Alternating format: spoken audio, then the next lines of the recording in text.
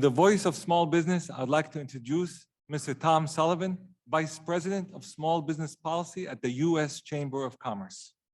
Tom, the floor is yours.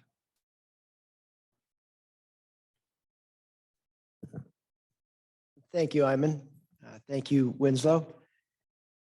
The last time I participated in ICSB's World Congress was 19 years ago in Belfast.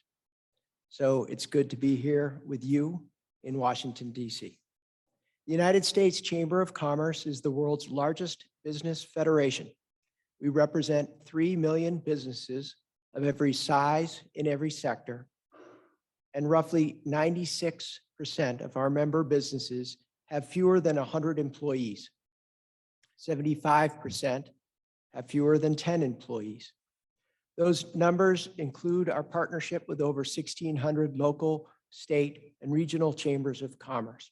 I'm so glad that Angela Franco, the president and CEO of the DC Chamber, could join us here earlier.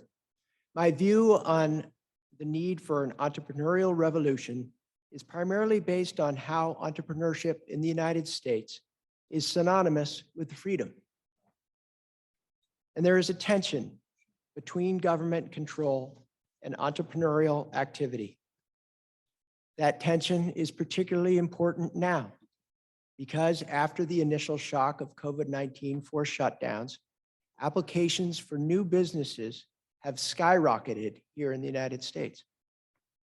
The potential sustained growth of entrepreneurship is upon us, and balancing control and freedom when it comes to small business will have an impact on that growth. Americans applied to start 5.4 million small businesses in 2021. That figure exceeds applications for new businesses in any year by 20%. My written statement goes into more detail, but I believe the reason for the surge in new business applications is very simple. As you know, entrepreneurs start businesses to solve problems. In March of 2020, there were lots of problems, hence lots of new businesses. Here now, immediately before us, debated actually in this committee room, there are two divergent approaches to helping small business. The U.S. Chamber of Commerce believes that government is ill-advised to try and micromanage small businesses past the inflation-caused crisis. Instead, we advocate for a hands-off partnership between government and private enterprise. Recently, we developed a small business bill of rights intended to capture 5 principles desired by small business owners for the guidance of elected leaders here in Washington. If you're interested, please check out the Small Business Bill of Rights by typing in that search term in Google. One of the first reactions in Congress about our Small Business Bill of Rights came from a Democratic representative, Dean Phillips of Minnesota.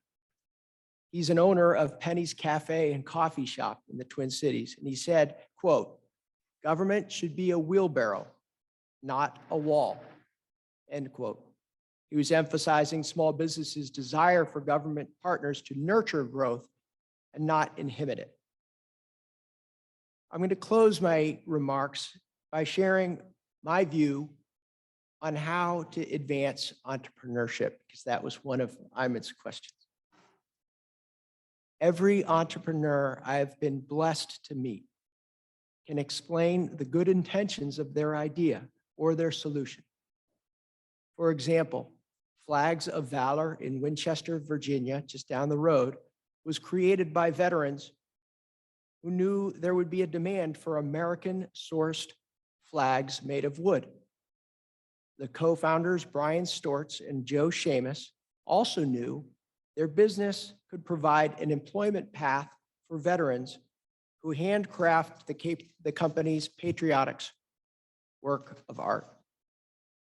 Small businesses, entrepreneurs, solve societal challenges too, many of those challenges that we've talked about this afternoon.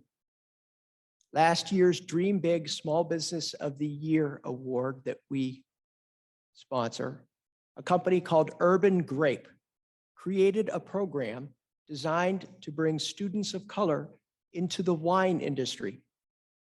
TJ and Hadley Douglas, who are on a plane right now from Boston down here to Washington, D.C., are owners of this Boston-based wine shop, and they are funding personally students of color to make it through a 3-year program to receive a level 4 wine diploma. Making the explicit connection between entrepreneurship and solving problems involves putting human faces on the research and scholarship underway by many of you here this afternoon and through your work with ICSB. It is through your efforts and through the efforts of other entrepreneurship experts that we can advance the entrepreneurial revolution. Thank you. Mr. Tom Sullivan, ICSB recognizes you and the U.S. Chamber of Commerce for being partners with ICSB for over 19 years now, as you said here, and also coming to the George Washington University Entrepreneurship October Conference. We'd like to recognize you with a gavel for this moment with your friend and colleague, Dr. Winslow Sargent. Thank you.